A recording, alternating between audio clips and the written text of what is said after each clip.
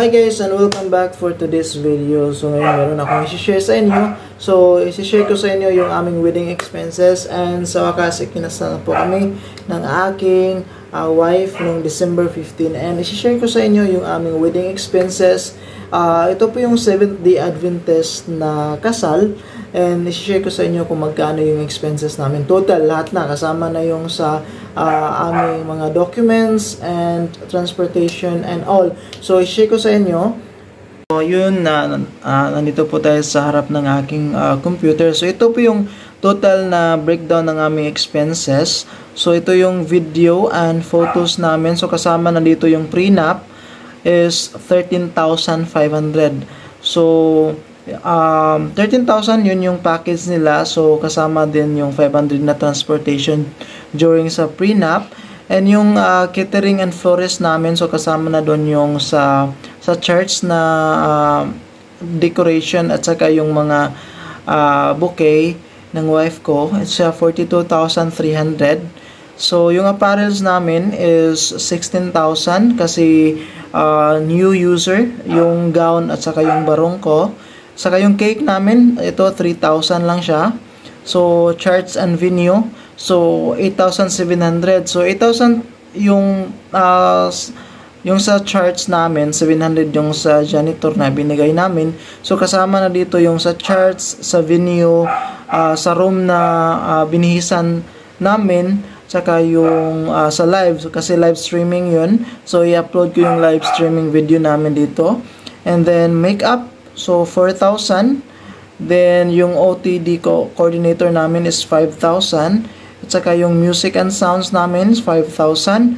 So sa invitation and envelope, yung sa envelope kasi yung money envelope yung ginawa namin. So total siya of 3,250. So sa wine 400. Yung sa candle namin, tatlo yung candle na binili namin. So, 300 lang siya. So, additional foods. So, 5,000. So, nag-additional kasi kami ng foods kung,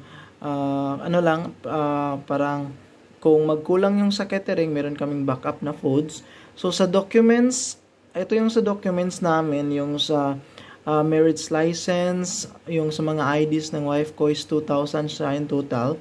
Transportation namin is 2,500. Kasama lahat dito during sa seminar and sa mga documents or sa pagkuha ng mga documents 2,500.